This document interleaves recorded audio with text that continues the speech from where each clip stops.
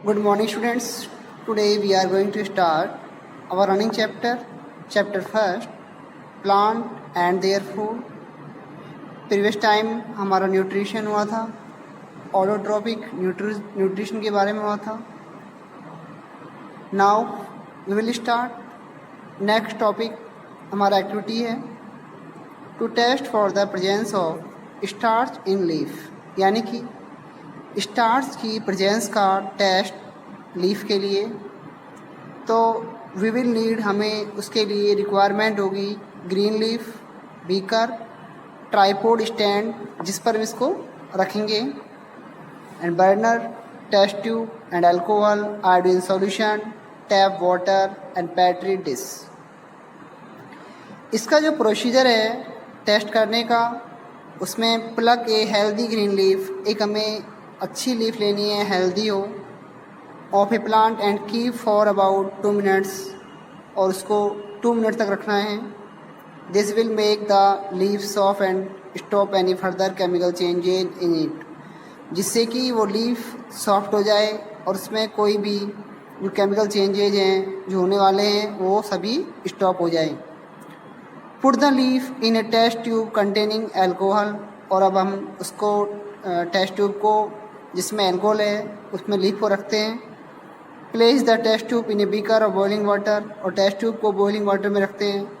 The alcohol will bleach the leaf and make it free from chlorophyll, जिससे कि जो leaf है वो एल्कोहल से फ्री हो जाए और उसमें क्लोरोफिल भी ना रहे. अब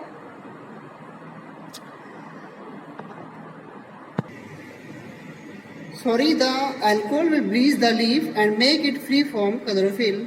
एल्कोहल लीफ को बिल्कुल ब्लीच कर देती है, यानी कि क्लियर साफ कर देती है, और उसको क्लोरोफिल से फ्री कर देती है, यानी कि उसमें कोई क्लोरोफिल नहीं रहता है.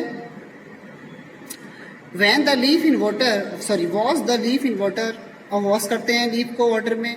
Place it in a petri dish and add a few drops of iodine solution. अब इसे पैट्री डिश में रख के इसमें कुछ ड्रॉप्स आयोडीन सॉल्यूशन की ऐड करते हैं. तो इसके जो ऑब्जर्वेशंस हैं, जो प्रेक्षण हैं, जो हम देखते हैं, ऑब्जर्व करते हैं, the leaf turns blue black, जो लीफ होती है वो ब्लू ब्लैक कलर में चेंज हो जाती है. कंक्लूजन क्या हुआ इसका? The leaf change into blue black colour due to presence of starch in it. जो लीफ है वो ब्लू ब्लैक कलर में चेंज हुई है क्योंकि उसमें स्टार्च प्रेजेंट है. तो ये इसकी एक्टिविटी है ये वाली. इसके बाद में plant use glucose to obtain energy.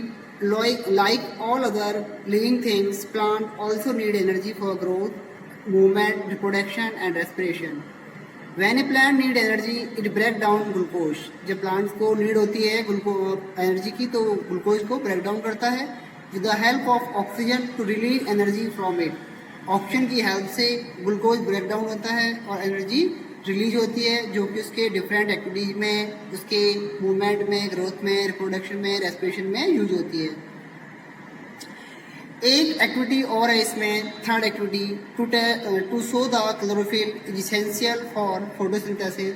ये एक्टिविटी है कि क्लोरोफिल फोटोसिंथेसिस के लिए इसेंशियल है, ये हमको इसमें प्रूव करना है. तो take a vegetated leaf from a plant such as coleus and test the leaf with presence of starch. हम एक लीफ लेते हैं और इसमें स्टार्च का टेस्ट करते हैं. Follow the step you observe in activity second to test, और हम वही स्टेप काम में लेते हैं जो हमने एक्टिविटी सेकेंड में यूज ली. इसके ऑब्जर्वेशंस क्या होते हैं? ग्रीन लीफ है ये वाली, ये हमारा ट्राईपोड स्टैंड है, ये बर्नर है, एल्कोहल है इसमें, टेस्ट ट्यूब में बीकर और लीफ रखी हुई है टेस्ट ट्यूब में. तो इसके ऑब्जर्वेशंस ये हैं, you will observe that only green plant of leaf give the positive starch test. तो इसमें ऑब्जर्व करते हैं ओनली ग्रीन प्लांट की लीफ ही पॉजिटिव स्टार्च टेस्ट को, यानी उनमें ही स्टार्च प्रेजेंट होता है जो ग्रीन लीफ होती है, एंड नॉट द वाइट और लाइट येलो पार्ट्स, और उनकी कोई वाइट पार्ट और येलो पार्ट में कोई भी स्टार्च का पॉजिटिव टेस्ट नहीं आता है. This so that chlorophyll is essential for the photosynthesis. तो इससे ये क्लियर है कि क्लोरोफिल फोटोसिंथेसिस के लिए इसेंशियल होती है.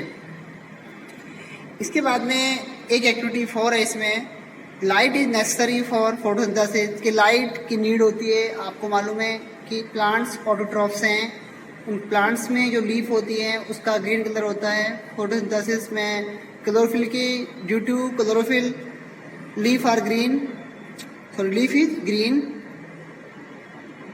Take a potted plant with big green leaves, discharge the plant by placing it in dark for 2 and 3 days। हम एक लीफ लेते हैं और उसे डिस्चार्ज करते हैं 2 या 3 डेज उसे डार्क प्लेस में रखकर। Cover A portion of both the side of a leaf with stiff black strip, और उसको कवर करते हैं उसके बोथ साइड्स को लिए स्टिफ ब्लैक स्ट्रिप से।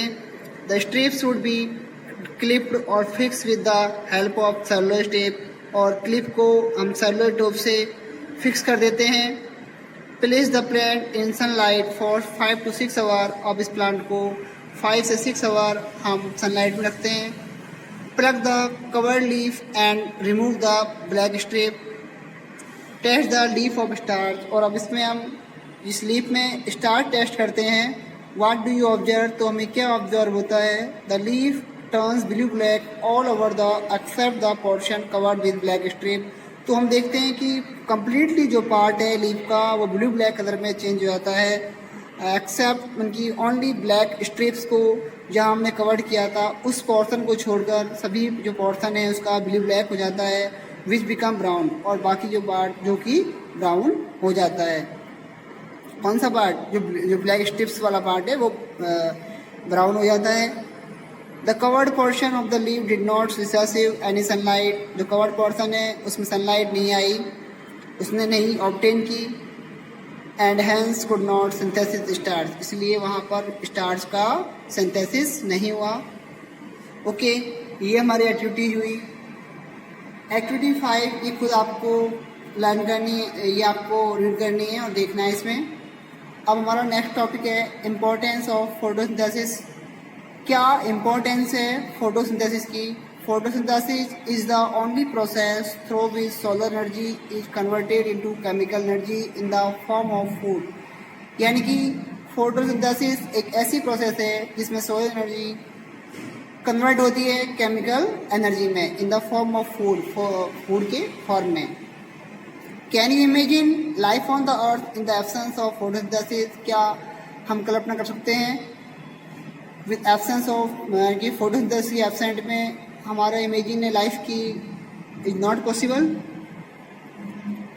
इन the absence of photosynthesis this would not be any food. The survival of all living beings directly और indirectly depend upon the food made by the plants. Besides, oxygen, which is essential for the survival of all living beings, is released during photosynthesis.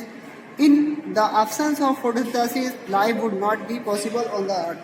तो यानी कि photosynthesis की absence में life अर्थ पर possible नहीं है, क्योंकि हम इनडायरेक्टली और डायरेक्टली वैसे हम प्लांट पर डिपेंड हैं और प्लांट फोटोसिंथेसिस से अपना फूड बनाते हैं और जिन्हें हम अपना फूड में हम लेते हैं। डिड यू नो, इसमें लिखा हुआ है the oxygen release during the photosynthesis, यानी कि ऑक्सीजन फोटोसिंथेसिस प्रोसेस में रिलीज होती है जो कि बनती है स्प्लिटिंग वाटर मॉलिक्यूल्स के टूटने से ऑक्सीजन बनती है in the plant during the process. Photosynthesis की प्रोसेस में ऑक्सीजन बनती है वाटर के स्प्लिट होने से, टूटने से, और जो हमारे डिफरेंट एक्टिविटीज़ में ऑक्सीजन हमारे काम में आती है। इसके बाद में synthesis of plant food other than carbohydrates. Besides carbohydrates, sugar and starch, plant also need proteins. Plants को proteins की need होती है carbohydrate के अलावा। To make proteins, plant need nitrogenous substance. और प्रोटीन बनाने के लिए plants को need होती है नाइट्रोजन substance होते हैं, उनकी रिक्वायरमेंट होती है। Nitrogen is present in the air but plant can not use it directly. Nitrogen हमारे एटमॉस्फेयर में काफ़ी सफिशिएंट क्वांटिटी में प्रेजेंट है, लेकिन प्लांट इसका डायरेक्टली यूज नहीं कर सकते हैं। हमारे एटमॉस्फेयर में 78% नाइट्रोजन होती है और 21% ऑक्सीजन है और 0.03% कार्बन डाइऑक्साइड होती है, लेकिन प्लांट इतनी नाइट्रोजन प्रेजेंट होने के बाद भी इसका डायरेक्टली यूज नहीं कर सकते हैं।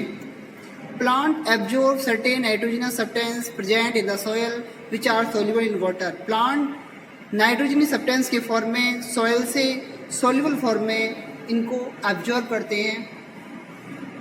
A good amount of such nitrogenous substance are made by bacteria called rhizobium. तो good amount of nitrogen substance होते हैं. एक बैक्टीरिया होता है राइजोबियम जो इनके रूट में प्रेजेंट होता है.